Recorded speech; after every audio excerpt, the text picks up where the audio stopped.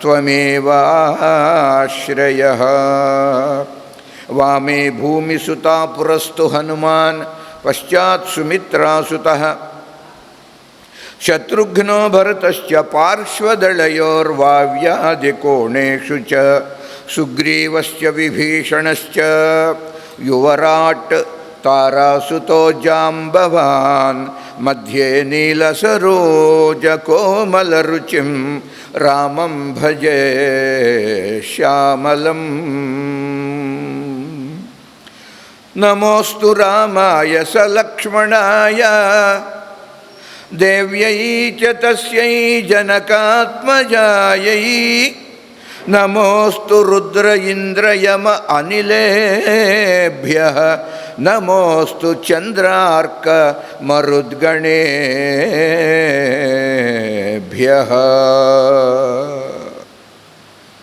ರಾಮಂ ರಾಮಂ ರಮಾ ರಾಮಂ ಜಿತಕಾಮಂ ಅರಿಂದಮಂ ಸ್ಮಾರಂ ಸ್ಮಾರನ್ ಜಯನ್ಮಾರಂ ವ್ರಜಾಮಿ ಪರಮಂ ಶಮಂ.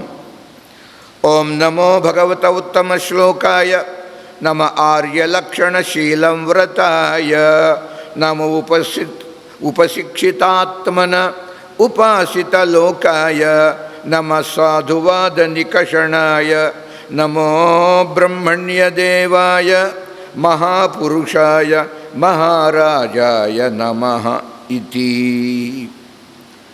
ಓಂ ನಮೋ ಭಗವತೆ ಮಂಗಳಮೂರ್ತಯೇ ಕೃಪಾನಿಧಯೇ ಗುರವೇ ಮರ್ಕಟಾಯ ಶ್ರೀರಾಮದೂತಾಯ ಸರ್ವವಿಘ್ನವಿನಾಶಕಾಯ ಕ್ಷಮಾಮಂದಿರಾಯ ಶರಣಾಗತವತ್ಸಲಾಯ ಶ್ರೀ ಸೀತಾರಾಮಪದಪ್ರೇಮ ಪರಾಭಕ್ತಿಪ್ರದಾಯ ಸರ್ವಸಂಕಟನಿವಾರಣಾಯ ಶ್ರೀ ಹನುಮತೆ ನಮಃ.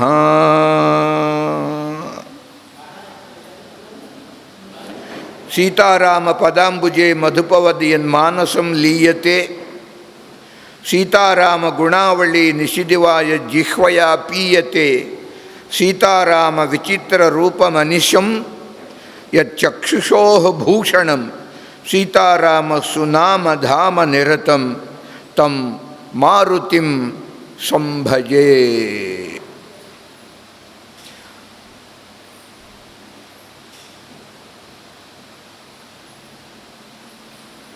ರಾಮಾಯ ರಾಮಚಂದ್ರಾಯ ರಾಮಾಯ ರಾಮಭದ್ರಾಯ ರಾಮಚಂದ್ರಾಯ ವೇಧಸೆ ರಘುನಾಥಾಯ ನಾಥಾಯ ಸೀತಾಯಾಃ ಪತಯೇ ನಮಃ.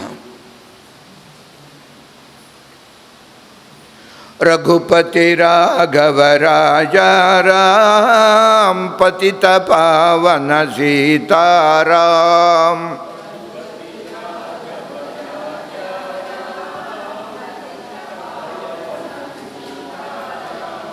ರಘುಪತಿ ರಾಘವ ರಾಜಾ ರಾಮ ಪತಿತ ಪಾವನ ಸೀತಾರಾಮ.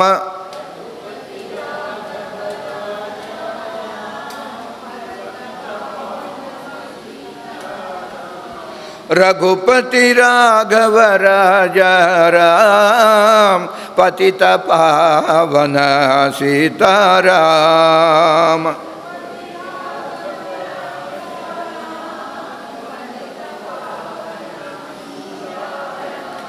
ಸುಂದರ ವಿಗ್ರಹ ಮೇಘಶ್ಯಾಮ ಗಂಗಾ ತುಳಸಿ ಶಾಲಗ್ರಾಮ.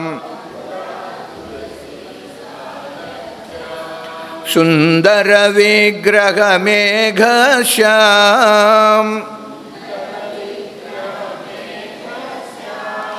ಗಂಗಾ ತುಳಸಿ ಶಾಲಗ್ರಾಮ. ರಘುಪತಿ ರಾಘವ ರಾಜಾ ರಾಮ ಪತಿತ ಪಾವನ ಸೀತಾರಾಮ.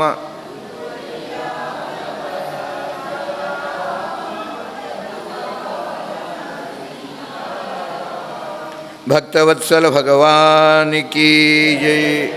सीतापति रामचंद्र की, राधापति कृष्णचंद्र की जय। उमापति चंद्रचूड़ की जय। पवन सुत हनुमान के जय। पार्वत्यै परमेश्वरेण गदिते अध्यात्म रामायणे काण्डैः सप्तभिरन्वितेति शुभदे सर्गाश्चतुष्षष्टिकाः। श्लोकानां तु शतद्वयेन सहितानि उक्तानि चत्वारि वै। सहस्राणि समाप्तितः श्रुतिशतान्युक्तानि तत्वार्थतः।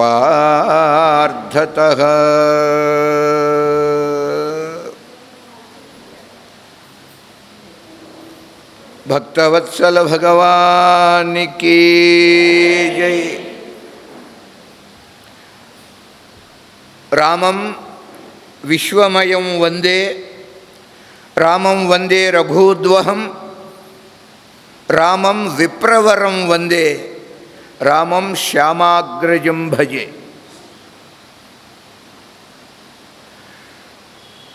నలుగురు రాములు ఉన్నారు,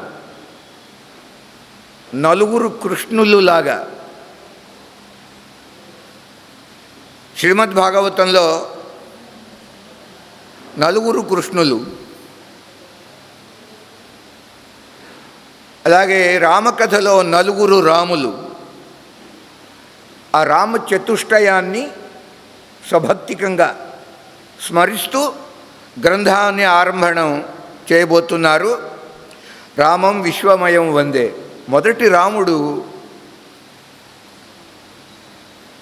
చిత్ రామ, చిద్రామ అనగా వ్యాపకమైనటువంటి పరబ్రహ్మస్వరూపమైన రాముడు ప్రథమత, మొదటి రాముడు. అంచేత వారిని ఏమంటున్నాం? రామం విశ్వమయం వందే. విశ్వరూపుడుగా, విశ్వాత్మకుడుగా,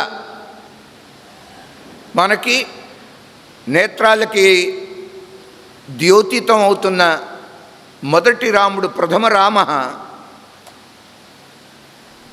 సాక్షాత్ రామం పరబ్రహ్మం,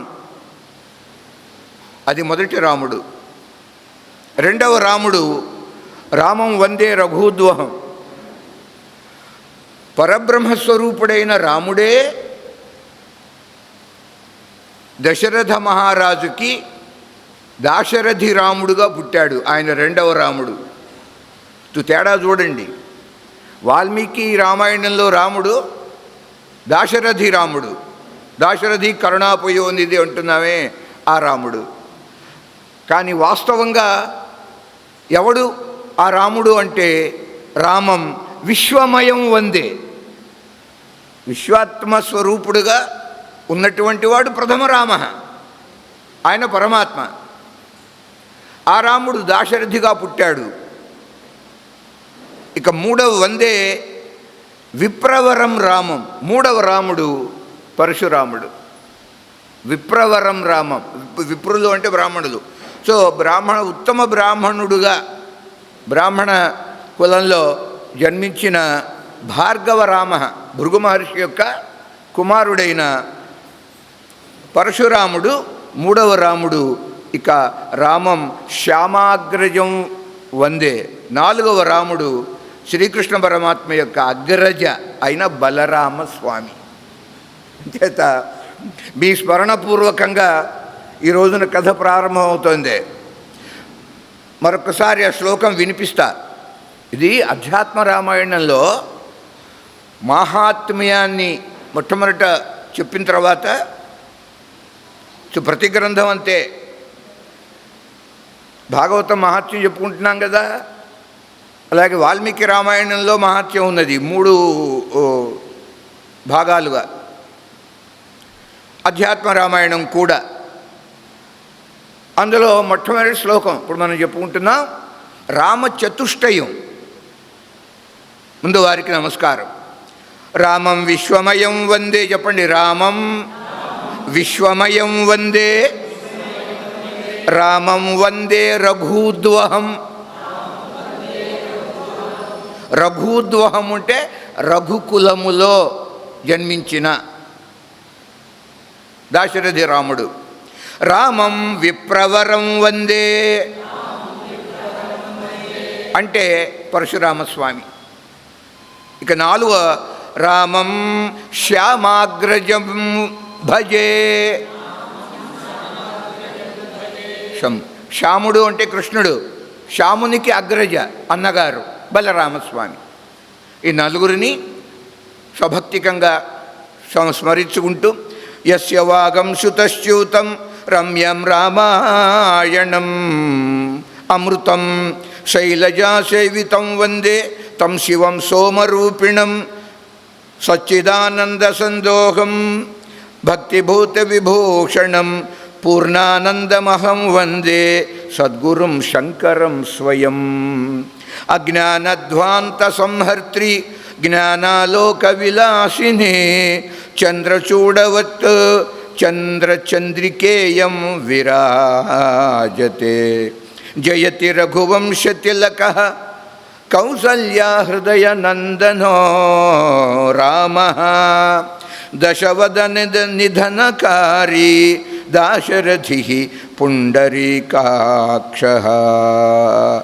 భక్తవత్సల భగవానికి జై. అప్రమేయ త్రయాతీత నిర్మల జ్ఞానమూర్తయే మనోగిరాం విదూరాయ దక్షిణామూర్తయే నమః. ప్రత్యక్షాది ప్రమాణముల చేత తెలియబడినటువంటి వాడు,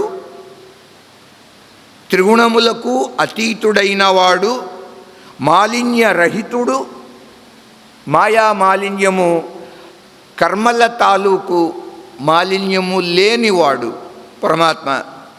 అంచేత నిర్మల జ్ఞానమూర్తయే, జ్ఞానస్వరూపుడు, మనోగిరాం విదూరాయ మనస్సుకి కానీ మాటలకు కానీ అందనటువంటి వాడు. లలితా సహస్రంలో మనోవాచాం అగోచర అని నామం. దానికి ఇక్కడ ఈ మాట ఆ మాట ఒకటే. మనోవాక్కులకి ఏ పరమాత్మ అందకుండా ఉంటాడో యతో వాచో నివర్తంతే అప్రాప్య మనసా సహ ఆనందం యస్య వై విద్వాన్ నబిభేతి కుతశ్చన ఉపనిషత్తు చెప్తుంది. ఆ ఉపనిషత్తు మంత్రమే ఇక్కడ శ్లోకరూపంగా మనోగిరాం విదూరాయ దక్షిణామూర్తయే నమః. పరమ శివావతారం దక్షిణామూర్తి స్వరూపం. అంటే ఈయన గారి శిష్యులందరూ వయోధిక్యత చేత చాలా ముసలివాళ్ళు. శిష్యులు వృద్ధులు, వృద్ధాః శిష్యాః. గురువు యువకుడు. అదే దక్షిణామూర్తి స్వరూపం. గురోస్తు మౌనం వ్యాఖ్యానం శిష్యాస్తు చిన్న సంశయాః. ఇక్కడ గురువుగారు నోరు విప్పడు, మాట లేదు, ఉపదేశం లేదు, ప్రవచనం మాట దేవుడెరుగు, వచనమే లేదు, ఇంకా ప్రవచనం ఎక్కడుంటుంది? కేవలం గురోస్తు మౌనం వ్యాఖ్యానం. ఈయన గారు మౌనంగా కూర్చుంటే ఆ కింద కూర్చున్న వృద్ధులైన శిష్యులు ఉన్నారే, వారి సంశయాలు సందేహాలన్నీ పోయినాయిట. ఈయన చెప్పింది లేదు, వాళ్ళు విన్నది లేదు. అంతేట మౌనమే అక్కడ వ్యాఖ్యానం.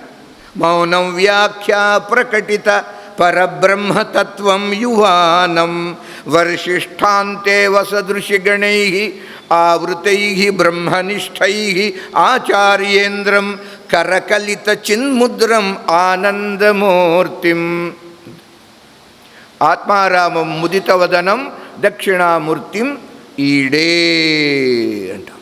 అట్టి పరమ శివ అవతార స్వరూపుడు దక్షిణామూర్తి, మేధా దక్షిణామూర్తి అని ఆయనకి మరొక నామం. అంటే ఎవరికి మేధా సంపద కావాలో, ఇక్కడ మేధా సంపద అంటే వైదికమైన మేధ, భౌతికమైన మేధ కాదు. దానికోసం మనం ఏం జపాలు తపాలు పుష్కలంగా ఉంది. వాళ్ళ లౌకికమైన మేధస్సు పుష్కలంగా ఉంది. దానికోసం తపస్సులు ఇంకా అనవసరం, సమయం వృధా. కానీ వైదికమైన ఆధ్యాత్మికమైన మేధస్సు లేదు. అలాంటి మేధస్సుని ప్రదానం చేసే అపరశివుడు దక్షిణామూర్తి స్వరూపం. వారికి నమస్కారం అంటే సదాశివునికి నమస్కరిస్తూ అన్ని పురాణాలను 88,000 మహర్షులకి వినిపించిన సూతముని నైమిషారణ్యంలో వారంటున్నారు. సూత ఉవాచ కదాచిన్నారదో యోగి పరానుగ్రహవాంఛయ పర్యటన్ సకలాన్ లోకాన్ సత్యలోకం ఉపాగమత్ తత్ర దృష్ట్వా మూర్తిమద్భిః ఛందోభిః పరివేష్టితం బాలార్క ప్రభయా సమ్యక్ భాసయంతం సభాగృహం మార్కండేయాదిమునిభిః స్తూయమానం ముహుర్ముహుః సర్వార్ధగోచర జ్ఞానం సరస్వత్యా సమన్వితం. సూతుల వారు అంటున్నారు, నైమిషారణ్యంలో మహానుభావులారా, మహర్షులారా, ఒకానొక సమయంలో దేవఋషి పరమయోగీంద్రుడు నారద మహర్షి. ఎవరి నారద? మంచివారు ఎవరైనా కనిపిస్తే మంచి మనస్సు కలవారు, వారిని కూర్చోబెట్టి భక్తి జ్ఞాన వైరాగ్యాలు ఈయన గారు బోధిస్తూ ఉంటాడు. అని పనే అది. ఎందుకని అంటే తాను ముందు మోక్షం పొందాలి, తాను ముక్తి పొందిన తర్వాత యోగ్యులైన వారికి ముక్తి కలిగించాలి. స్వయం తీర్ణ పరాన్ తారయతి, అది వాక్యం.